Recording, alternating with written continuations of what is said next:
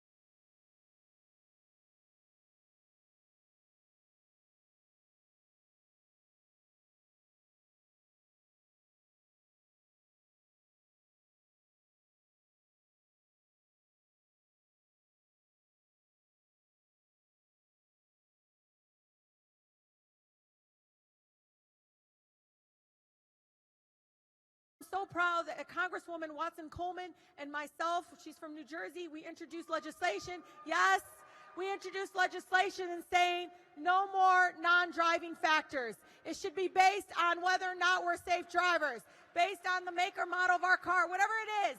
It should not be based on non-discriminatory factors. And let me tell you, here in Michigan, no joke, somebody with driving under the influence violation with a decent credit score, okay, credit score, is paying less than somebody with not a great credit score but a hell of a lot better driving record is literally paying. That person is paying 300% more than the person drinking while driving. I mean, see, that's what's happening. So Justice for All Civil Rights Act is important because if we don't get that piece of legislation out, we at least can get them in the courts.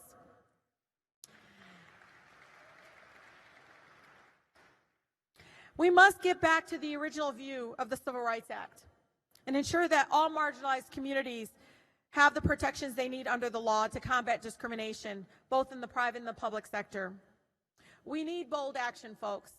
And I know what's happening out there. You know, there's all of this young women, and it's beyond just the four of us. The squad is all of you.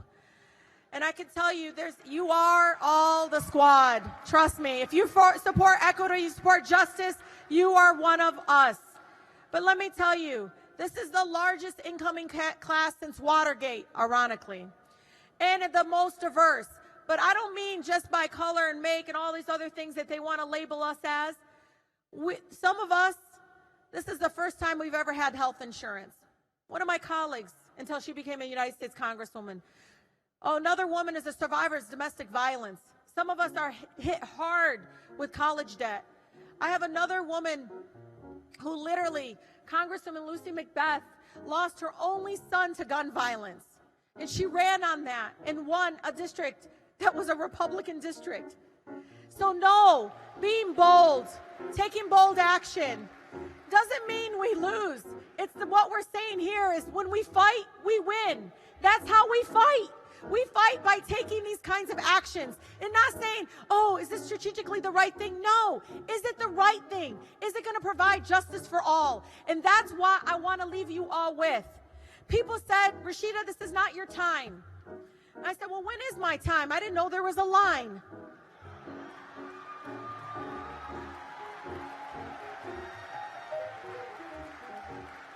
This is a new era of the civil rights movement. And until people like us in this room run for office and get on the inside and push back, we're not going to win. So not only in the streets, not only with legislation, but also you run for office. That's how you fight and win. Thank you so much.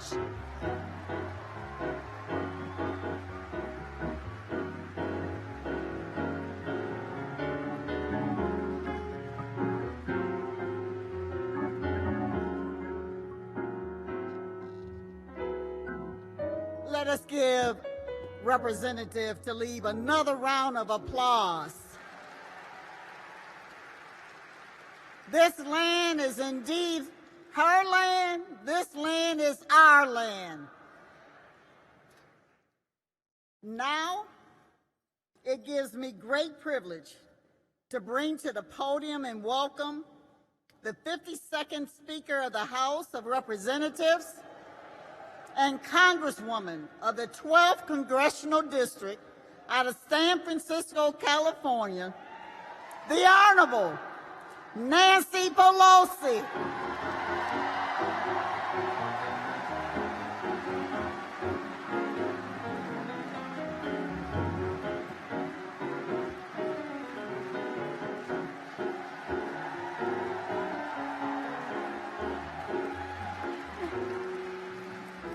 Good morning. It's wonderful to be here. Thank you, Yvonne. Thank you, Yvonne White, for your wonderful introduction, but mostly for your strong leadership in Michigan. Let's hear it for Yvonne White.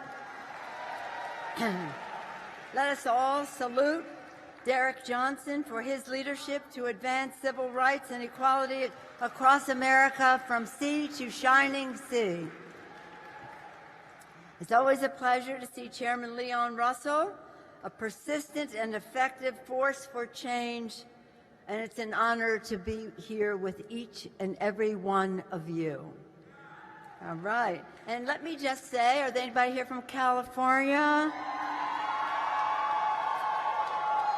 I know from San Francisco, Amos Brown is here. And again, I know Maryland is here and Baltimore is represented here someplace. I represent San Francisco, but I was born in Baltimore, and for my whole childhood, my father was the mayor of Baltimore, and then my brother mayor of Baltimore after that. So the names of Enolia McMillan, Perrin and Clarence Mitchell, and the Murphy family were revered in our home. These are names I knew when I was growing up. And then 10 years ago, imagine the honor to get the NAACP centennial anniversary. I was honored to speak at the National Convention in New York City and became a Golden Heritage Lifetime member. And now it is a great pleasure to be with you here in Detroit for the NAACP's 110th anniversary. Thank you to Governor Whitmer for bringing us hope, and to Mayor McDuggan for championing One Detroit for Everyone for hosting us. This week we celebrate progress forged over 11 decades of organizing and mobilizing, and as we prepare for the victories ahead, because we know that when we fight, we win. When we fight, we win. I bring greetings to you from the U.S. House of Representatives, the U.S. Congress, the most diverse and dynamic Congress in history. And in our new the House Congressional Black Caucus, the largest ever, historic 53 members in the House of Representatives, led by Karen Bass, our Fuller Committee, our Fuller Caucus of the entire Democratic Caucus, led by Hakeem Jeffries of New York, And of course, we're very proud of the great leadership of our House Democratic Whip, Jim Clyburn. So here we are with this House Democratic Caucus, 60% people of color, women, and LGBTQ community members. 60%. And in the Congress, our members just don't serve, they lead. Again, I talk about Mr. Clyburn. Here in Detroit, we celebrate an iconic hero of the civil rights fight and a beloved member of this community and of our country, Rosa Parks. I was proud to work with Senator Harry Reid and the entire Michigan delegation to ensure that Rosa Parks would make history again as the first woman to lie in state in the rotunda of the Capitol. 8 years later, Rosa's greatness would be recognized again with a bronze statue, now joining Sojourner Truth and Dr. King in the Capitol of the United States. Rosa Parks made the decision to demand her rights. You know that. And she later said on that bus that the only tired I was of tired of giving in. We too must be tired of giving in. We too must continue to stand firm for fairness, for genuine equality, and for justice. The Democratic House stands with the NAACP in this mission as a proud partner in progress.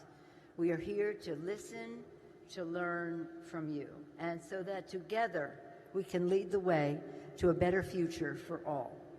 The men and women, I thank you, I bring thank you because so many men and women of the NAACP helped elect a Democratic majority that would be there for the people. That is on day one, with the For the People agenda, we passed the For the People Act to make government work in the public interest, the people's interest, not the special interest. A key part of H.R. 1 is protecting and restoring the sacred right to vote, which is under serious, sustained threat today. Our vote, as we know, is our voice and it must be protected. That is why a key pillar of H.R. 1 is Congressman John Lewis's Voter Empowerment Act, which ensures equal access to the ballot, modernizes voter registration, and fights voter suppression. And that is why the House is advancing H.R. 4, Congresswoman Terry Sewell's Voting Rights Advancement Act, which restores Voting Rights Act's ability to combat discrimination, voter discrimination. The Judiciary Committee and the House Administration Subcommittees on Elections, led by Chairwoman Marcia Fudge, who is here with us today, will continue to hold its hearings in the months ahead. We must create an ironclad constitutional basis to restore the Voting Rights Act. And that's being done under the leadership of Marcia Fudge. And when we do, the House will swiftly pass the Voting Rights Act to protect the ballot. Once we restore the vote, once we break the grasp of special interest, once we put power back in the hands of the people, the American people can finally and fully achieve justice in America. And justice is something I want to spend a couple minutes on right now. 17 centuries ago, St. Augustine said, any government that is not formed to promote justice is just a bunch of thieves. He said that. That's what he said. He said, and then others have said sometimes it's hard to achieve justice, but to do so you must avoid the dazzling, blindness of special interest and money who are there to exploit the people. We must achieve economic justice, end the disparity of income in America, and reverse the damage of the Republican special interest agenda. That is why the House passed Paycheck Fairness Act, equal pay for equal work for women in the workplace. And just last week, we passed the $15 minimum wage. $15 minimum wage, the first time in a decade. 30 million people in America will receive a raise. 20 million of them women, many of them women of color. A pay raise that is that's in the workplace. We must achieve justice in health care, understanding, as Dr. King said, of all the forms of inequality, injustice in health is the most shocking and the most inhuman because it often results in death. That's what Dr. King said about that. House Democrats have now sent 10 bills to the Senate to lower the cost of prescription drugs and health care, reverse the GOP's sabotage of the Affordable Care Act, Obamacare, and strengthen the pre-existing condition benefit. We must also achieve environmental justice so that all children, no matter where they grow up, can breathe clean air and drink clean water. In May, the Democratic House passed the Climate Action Now Act to take the first steps to protecting our planet for our children. This year, we advanced robust funding in the EPA to ensure clean drinking water, and we will continue to fight for justice for families in Flint.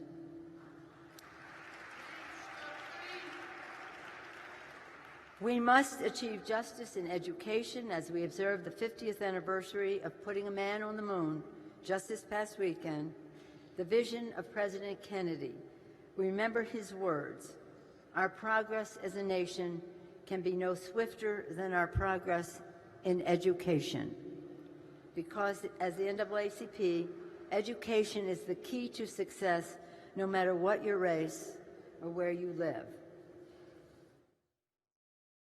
And safe schools and communities demand that we prevent gun violence once and for all. That means we will not take no for an answer on background checks. That's why the House passed H.R. 8, the Bipartisan Background Check Act, and whipped Jim Clyburn's bill to close the Charleston loophole.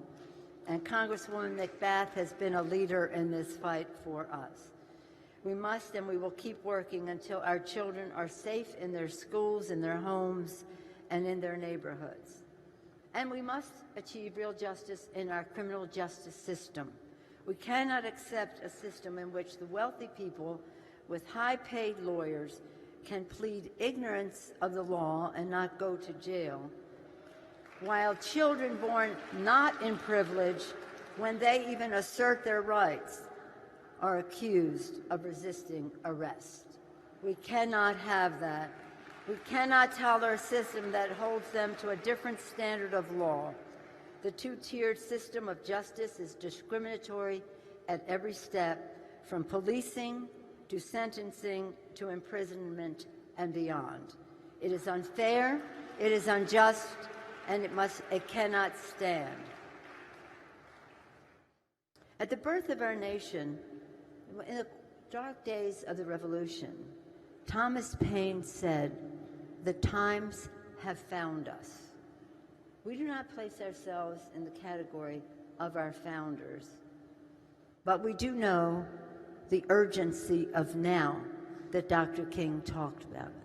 And the times have found us, each and every one of us in this room, all of us in Congress, the two senators, Senator Stabenow, Senator Peters, my colleagues, Congresswoman Lawrence, Congresswoman Tlaib. The times have found all of us to make the difference that our country is crying out for now. Again, Dr. King, when he talked about the fierce urgency of now, he said, "This is no time to engage in the luxury of cooling off or to take the tranquilizing drug of gradualism." We all know we must act boldly. 110 years ago, the times found your leaders to forge the NAACP and to fight for your rights in the wake of the Springfield riots. I hear this all the time from Shelley, from our good friends in D.C. And today, the times have found us to achieve a future, full of justice, worthy of the sacrifice of our founders, that fight they made. Thank God they made the Constitution amendable. Worthy of their vision, worthy of the sacrifice of our men and women in uniform, and let us salute them.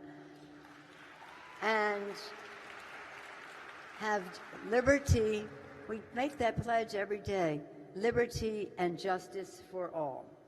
With your outside mobilizing and our inside maneuvering, we can achieve a more fair, free, and just future, making the real dream of Rosa Parks, Dr. Martin Luther King, and all who have fought for progress, many of them in this room.